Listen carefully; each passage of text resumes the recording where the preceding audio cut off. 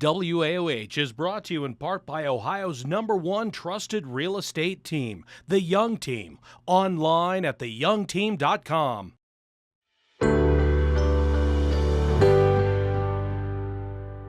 Today I am with Nick and Patty Haydu. They are the founder of Supercritical Flow and the executive director of Artist Making Progress. How are you guys today? We're good. We're happy to be here. Yes, very happy. Thank you for I'm so having glad us. you guys are here and excited about what's coming up. You guys have a really cool event coming up Saturday. But before we get there, I want you to kind of start, the short version of how Supercritical Flow got started, because I know then it leads into the nonprofit of Artists Making Progress. So Share with us the short version. So the short version would be Supercritical Flow started as a recording company that then turned into a music school. And then the music school turned into a nonprofit. Which is amazing. I love that. And you're also a guitar teacher there. Yes. So music background for you. What made you want to start something like this? Steve Miller Band was the first album that got me to play guitar, I would say. I love that. I just couldn't stop. And it just became something lifelong love of music. Yes, yes. Wanting to take that into the world a little bit more with the nonprofit. So then, Patty, share with us a little bit about going into the Artist Making Progress stuff. Thanks. I mean, my husband just has so much faith in me and really encouraged me. I had a vision that there might be some benefit to having a nonprofit for the community.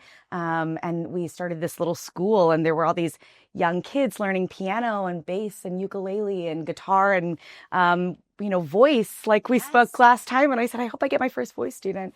And so these kids were really inspiring. The nonprofit's just since taken shape to be even about adult artists. We had Angie Hayes, our featured artist, and other adult musicians, outside of the realm of kids learning, but adults being able to continue what they love to do and giving an opportunity for that. So yeah, and it's more than just allowing them to do what they do. You're allowing them to really create these projects that maybe they wouldn't be able to do otherwise, because it takes time and money and resources. And so the nonprofit, I know I was able to speak with Angie Hayes, and she's actually on an earlier video. And so we could even link it below this. But she was wanting to do this entire project, which was very beneficial to the community. It was about more than even just music. It was about her story. And I think that's one really cool part of what you guys do. Yeah, we're looking for our next featured artist for 2026. And she's helped to craft that language for us. I mean, with us, what was beneficial. Like, she's now able to use our studio and a lot of our recording gear. And then we're doing a campaign for $14,750 to raise for Chapter 1 for her. So if, exciting. If you're an artist out there that needs something like that, not even just in the music space, but the visual arts space or community organizing space, literally, I mean, I think that's an art in and of itself. It's been very exhausting. All of our, dogs miss us. Annabelle's been, sent to the side. To add to that, it's a lot of work. Yes. What's made it so successful, I'd say, in the early stages is having a building. Yes. I think with just having our house and friends over was kind of the building blocks of the project. But as we had the building and a space for people to meet and collaborate without it being somebody's house or backyard barbecue, it's made the difference. Yeah. So specifically, so people can really be clear on what you're doing, you're looking for your next featured artist, and you're looking to support that person in their projects that they're doing that they wouldn't be able to necessarily do otherwise.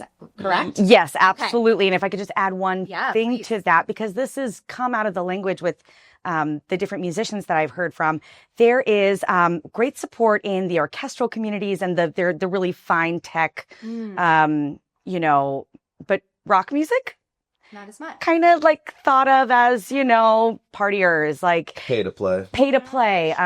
There's some other language that I learned from this. And it's really important to me that we keep the integrity of music. It's just like one genre is not any less credible than another. So we pay all of our musicians. Like, all of our musicians are being paid high ticket, It's just to value what they're doing and celebrate what they're doing, and not to poo-poo it like rock music doesn't, it's, I don't know. That's just like something that strikes a chord with me. I mean, we did a lot of work kind of unintentionally over the last couple of years. My husband ran a hip hop studio for younger teens, and I was able to do that through a youth center. So that was like a free service to them. And I think they have felt the same way in many ways of like, it's pushed aside because it's hip hop, and it doesn't have to be like that. Yeah. And you can be paid, clearly there's like a disparity between the virals and the wannabe virals and the people that really and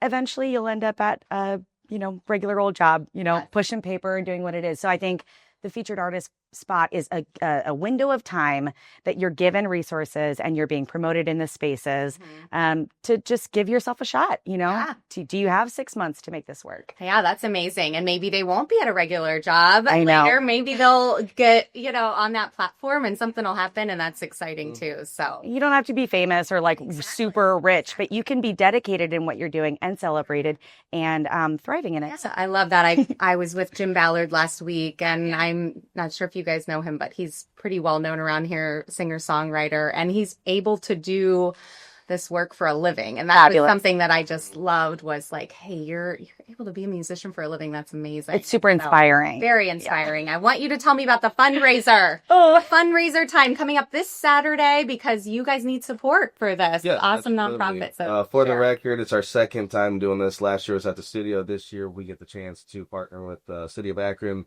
and some other great sponsors that have helped contribute to making this happen. And so for the record, this year it's at the Firestone Stadium off of South Main Street, and the time is going to be doors at 12 until 9 p.m. So we've got some great music in between that time slot, some awesome food trucks, some great raffle baskets. Amax Music gave us a guitar to raffle off. Amazing. And it's their second time doing it. And last year, one of our students won it, which was awesome. Very so this cool. year, there's like other things like 50-50, and there's some ways to make some money at the event as an attendee, and it's a free show.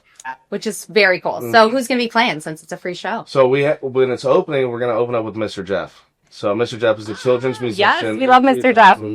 We go back to the Guitar Center days, and then after that, we're going to have the Land Brass Band, which is a band that Patty put me on to. Unbelievable. You guys have no idea what you're in for. It's going to be fabulous. Oh, they're so good. And then we're going to have our students perform, and we have some from youngest to oldest, some different kids that are going to be performing by themselves and then with bands. So this year we have 2 student bands formed. Last year they did Metallica. This year they're going to do some Cranberries and Nirvana as 2 separate bands. Gosh, so cool. And then after that, who do we have? We have Highway 61 and the Hot Flash, which is a brand new band. Highway 61 is just groovy and fun, easy listening.